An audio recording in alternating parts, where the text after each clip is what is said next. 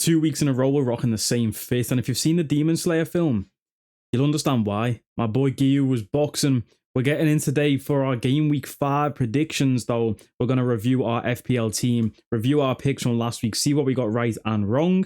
Last week we went a very respectable 8-2. The only losses we had, I picked Sunderland to beat Palace away from home. I thought with Palace's injuries, Sunderland might have been able to get something there. That was a tough one. Also let me down on the Arca for £1,000. So that's a very tough beat right there. Brentford and Chelsea ended up a 2-2 draw. I did pick Chelsea to win that game. I saw Caicedo scored a screamer in the 90th minute, and I'm thinking, nice, Chelsea have won. Came home from work and realised it was 2-2. But we're getting close to hitting that 10-0 with our game week predictions, man. It's on the horizon, 8-2. Can we improve in this week? Let's find out. Let's first take a look at our FPL team from last week then. 66 points off the wildcard, not too shabby. Could have been better though. Vicario, big 8 points. True fair against Brighton. Thought a clean sheet was on the cards there, but my boy Mitoma with the dagger. Gahey 6 points. Shout out to him, man. I didn't want him to get a clean sheet though, because we did pick Sunderland to win there, but we'll take the 6 points. Cucurella only played 45 minutes. I don't know what was up there. Did not expect that. I don't know if he came on at halftime or got subbed at halftime, but to only see him play 45 minutes is rough. We had Enzo Fernandez in there with a big 4 points. I say a big 4 because obviously no goal or assist for Enzo. 13 defensive contributions though. Enzo Fernandez, man, serious player. 13 points off Semenyo is a big one. 3 points from Kudus. 2 from Grealish. Captain Salah. I can't remember, did I captain Isak and the vice went to Salah? Or was it the other way around? I don't know. We did bring in Alexander Isak. I think that's the big story for my wildcard. I thought Isak with the international break. I thought, honestly, he might have started or at least came off the bench against Burnley, got us a goal. Wasn't even on the bench. And he's got the Merseyside derby next game. Will he start in that? If he does, I'm backing him to score. But a shame that we wildcarded to get him in. And he didn't even play. 7 points for João Pedro up front. What did he get? 2 bonus off the assist. 2 bonus points for João Pedro when all he got was an assist. And his team drew 2-2. That's a bit of a weird one. But 66 points, man. It's a low game week rank, 4.8 mil. But that still seemed like a good points total and a good week for us. Overall rank 2.9 mil. Something I never show in these videos is the nameless FPL league. We've moved down to 38th place in the league. And let's see who's leading the league. We've got to give a shout out to Jeffrey, bro. Poison 11. 73 points this week. Captain João Pedro, Haaland in there. That's a solid team, man. And he's leading the league by how many points? Only leading by 6 at the minute. He's obviously miles above me. You can join the FPL league with the link in the description down below. But look at this, man. All the top people, 81 points there, and everyone above got above 70. Hey, this is a serious league. 92 points for this guy. Triple captain on Salah, fair play. Pedro Porro and Van de Ven. I need to get Haaland in the team, but I don't know how we do it. Let's take a look. I've got 0 in the budget. So it's impossible to get Haaland in the team without taking a point hit. I think the key is going to be how do Liverpool line up with Isak and Ekitike in the squad together? Is one of them going to drop to the bench? Will one of them play off the left? If one of them drops to the bench, it makes my decision a lot easier. We just take one of them out for Haaland. But then we still need to take, let's say Ekitike, just for argument's sake, gets dropped to the bench. We bring in Haaland up front. I need 5.5 mil. Only real option we have to do that is taking out Salah. And then we have 9 mil to get a midfielder. But I'll be honest, the midfielders this year in fantasy, no one even interests me. We've got 9 mil, so we can pretty much buy anyone apart from Salah. None of these midfielders I even want to get in the team. Maybe we go, actually, someone who did catch me eye this game week. Where is he, lad? Midfielders for Tottenham. Xavi, there he is. I was looking for Simmons. Xavi Simmons, he's down as Xavi in game. Tottenham have nice fixtures coming up with Brighton, Wolves, Leeds, Villa, Everton, all the way down to Chelsea and United. That could be the play. I don't want to take a point at this week though, because we are trying to catch up in fantasy.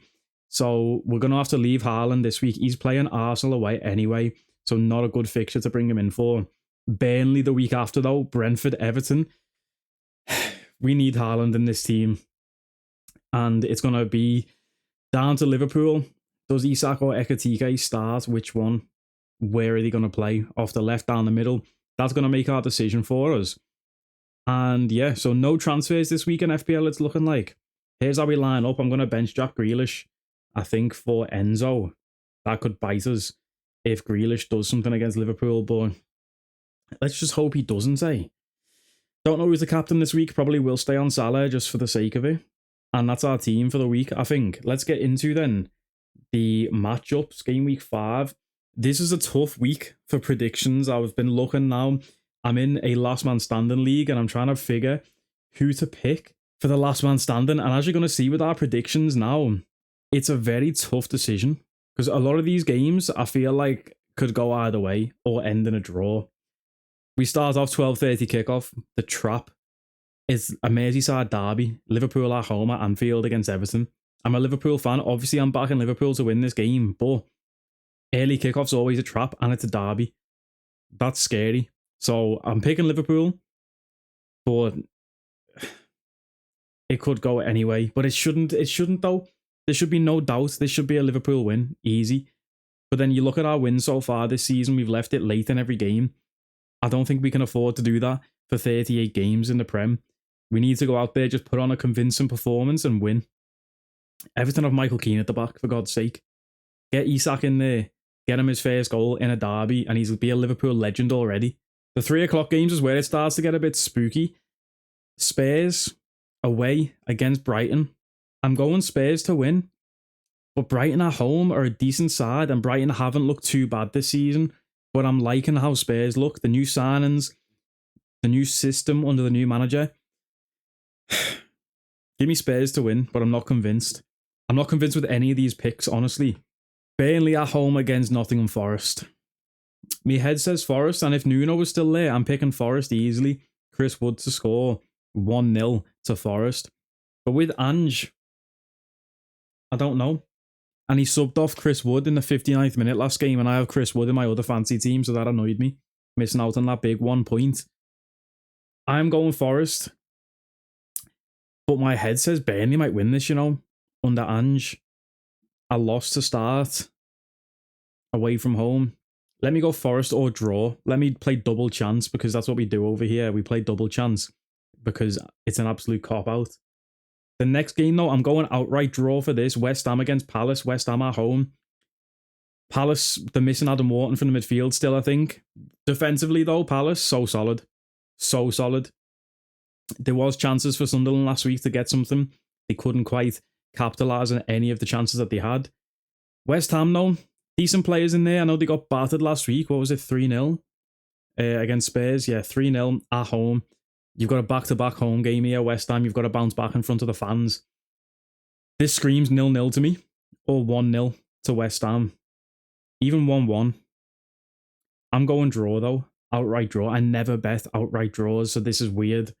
I usually do double chance West Ham or draw, but Palace is too solid defensively, and I like Glasner, so let me go draw outright. We've got Wolves at home against Leeds in the final 3 o'clock kickoff, and Wolves have not had a win this season. I don't think Leeds have either. Or did they get one on week 1? I can't even remember. But I'm going with Wolves to get their first win of the season against Leeds. They're at home. They didn't look too bad last week against Newcastle Wolves.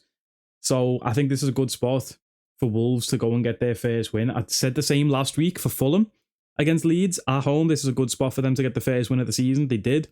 I expect Wolves to do the same. Maybe even in a more convincing fashion. 3-0. 3-1. It could be a high-scoring affair. 3-2. I don't know why I'm predicting Wolves to score 3, but something just tells me they will. 5:30 kickoff on the Saturday. It's Man United at home at Old Trafford against Chelsea.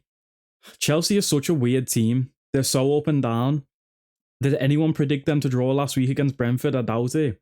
But Man United suck. I predicted United to finish 5th in my preseason table predictions. What was I smoking?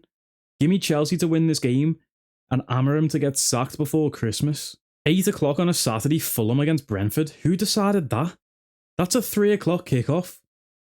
Why is that 8 o'clock on a Saturday night? I'm not watching it, but I'm going Fulham to win. I think Damsgaard's injured. That's going to be the difference in the game. Fulham have more quality in the midfield. Iwobi's going to control the tempo. And Fulham's at home. Give me Fulham to win. That Kevin guy as well. Is it Kevin?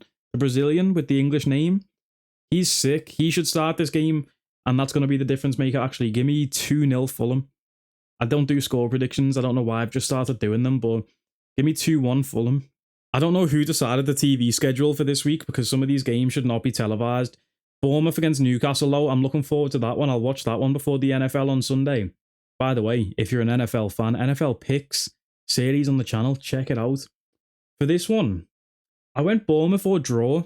I like Bournemouth this season. They've really impressed me. Newcastle, though, with the new boy up front, Voltemade. That's why I've leaned or draw, double chance.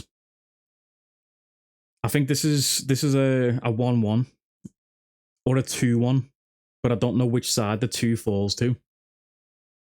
I'm going Bournemouth or draw, but Newcastle probably win this game outright. Maybe 2-0 to Newcastle. I'm just covering all bases here so I can say I was right next week. Another game at 2 o'clock on a Sunday. This is why I said I don't know who decided the TV schedule. Sunderland at home against Villa. Is that a derby? No, it's Sunderland, Newcastle, right? Who's Villa's rivals? Birmingham. That's what I was thinking of. Let me go Sunderland to win this game at home. Villa haven't scored yet. This is a good chance for them to score in this game and get their first win. But I don't think they do it. You need to score goals to win football matches. As obvious as that sounds, Michael Owen. But Villa, man, I don't know what's wrong. Genuinely don't know what's wrong. I predicted them high in the league as well. And they're stinking it up. Give me Sunderland to win. Because I like an underdog. And Sunderland at home are looking good. Granit Xhaka to control the game. Last but not least then, 4:30 on a Sunday, right before the NFL kicks off at 6 o'clock. We've got a big game. Arsenal, Man City. I tried to make a case for either team in my head. But this is a 1-1 draw. It just is. It just is a 1-1 draw. Arsenal score from a corner. Haaland scores from just dominating the centre-backs and gets a tap in from the 6-yard box. Give me a draw for this one. I never pick outright draws, and I've picked 2 outright draws in this fixture list. I never do that. Something's going wrong here. And this is just a horrible game week. And like I say, for me, last man standing, I'm thinking Spurs away against Brighton. That's a tough fixture, though. Wolves at home against Leeds. That seems like a good play in my head, but then Leeds could easily turn around and win this 3-1, 2-1, 2-0, 1-0 even. That's probably more likely. I don't know who to pick. Let me know in the comments below what you think about this game week. These group of fixtures. Who would you pick if you're still going in a last man standing league? Because I pretty much have all the big dogs left. So far, I picked Nottingham Forest, Chelsea, Everton, Fulham.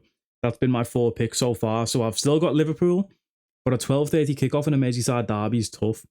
I've still got Spurs, but Brighton away is tough. Palace and West Ham, I don't know which way that game's going to go. I like Wolves against Leeds. I've already picked Chelsea, and I'm not picking Man United against Chelsea. I've picked Fulham, Brentford away at Craven Cottage at 8 o'clock on a Saturday. Just don't like anything about that game. Bournemouth, Newcastle. I've still got both of these teams available, but again, I've gone with Bournemouth or draw in this one because I don't know which way it's going to go.